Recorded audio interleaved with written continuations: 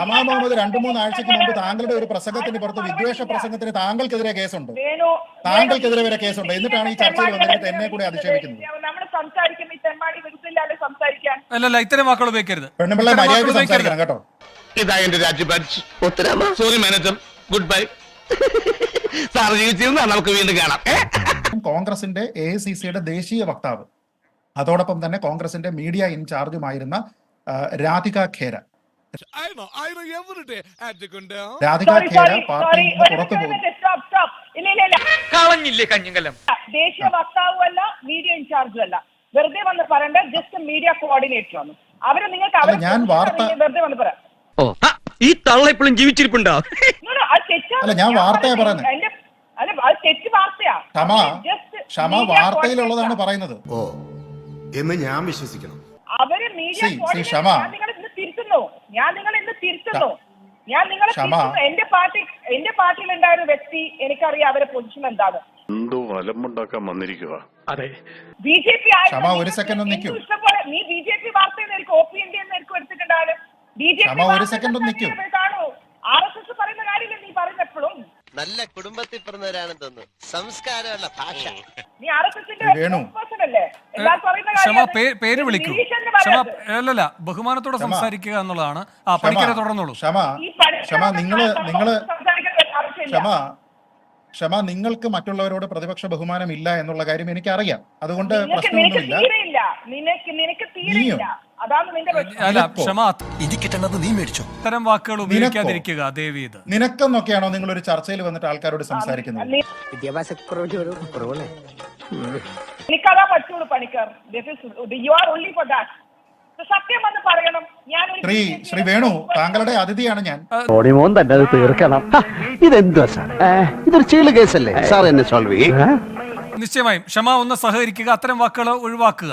ശക്തമായ മറുപടികൾ ഉണ്ടെങ്കിൽ അത് തന്നെയാണല്ലോ അത് ആ കാര്യത്തിനകത്തുള്ള നിലപാടിന്റെ ദാർഢ്യം വ്യക്തമാകേണ്ടത്. അല്ലല്ല, നിലപാടുകളിൽ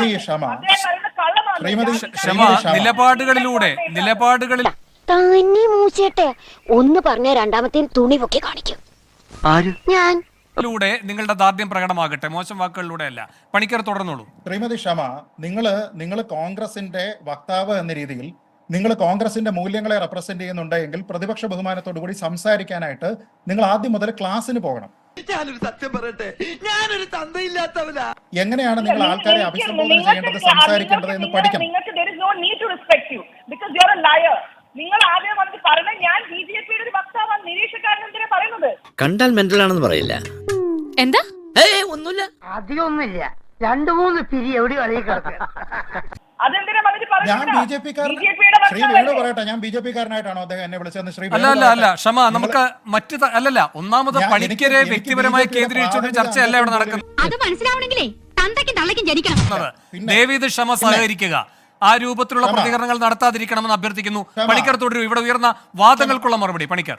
ഭഗവാനെ ഈശ്വര, നല്ലത് ചെയ്താൽ നല്ലത് കിട്ടണേ. തീർച്ചയായിട്ടും അവർ പറഞ്ഞതിന് മറുപടി പറയേണ്ടതാണ്. അപ്പോൾ ക്ഷമ, ഞാൻ പറയുന്നത് രാധിക ഖേര പാർട്ടിയുടെ മറ്റാരോ ആണ് എന്ന് താങ്കൾ പറയുന്നു. പക്ഷെ ഞാൻ ഇവിടെ വായിച്ചത് ഇന്ത്യയിലുള്ള എല്ലാ മാധ്യമങ്ങളും റിപ്പോർട്ട് ചെയ്തിരിക്കുന്ന കാര്യമാണ്. മുമ്പ് ശ്രീ വേണു തന്നെ എന്നോട് ചോദിക്കുന്നത് രാഹുൽ ഗാന്ധിയുടെ ഒരു പ്രസംഗത്തിന്റെ റെഫറൻസ് ഇന്ത്യൻ എക്സ്പ്രസ് വായിച്ചിട്ടുണ്ടാകുമല്ലോ എന്നാണ് ചോദിക്കുന്നത്. അതേപോലെ നമ്മുടെ നാട്ടിലുള്ള കൊള്ളാവുന്ന മാധ്യമങ്ങൾ മുഴുവനും റിപ്പോർട്ട് ചെയ്തിരിക്കുന്നത് ഇങ്ങനെയാണ്. അവര് കോൺഗ്രസിന്റെ മീഡിയ ഇൻചാർജാണ് എന്നും അവര് കോൺഗ്രസിന്റെ AICC വക്താവാണ് എന്നുമാണ് പറഞ്ഞിരിക്കുന്നത്. ആദ്യം തന്റെ ഈ പരന്നിറങ്ങണ ബുദ്ധിയൊക്കെ ഒന്ന് തലയിലേക്ക് കയറട്ടെ.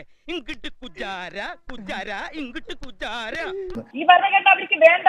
അംബേദ്കറിനെ ഇൻസൾട്ട് ചെയ്യാന്ന് പ്രധാനമന്ത്രി സെലക്ട് ചെയ്ത ആൾക്കാരാണെന്നത് പറയുന്നത് എപ്പോഴും ഞങ്ങൾ കേൾക്കും.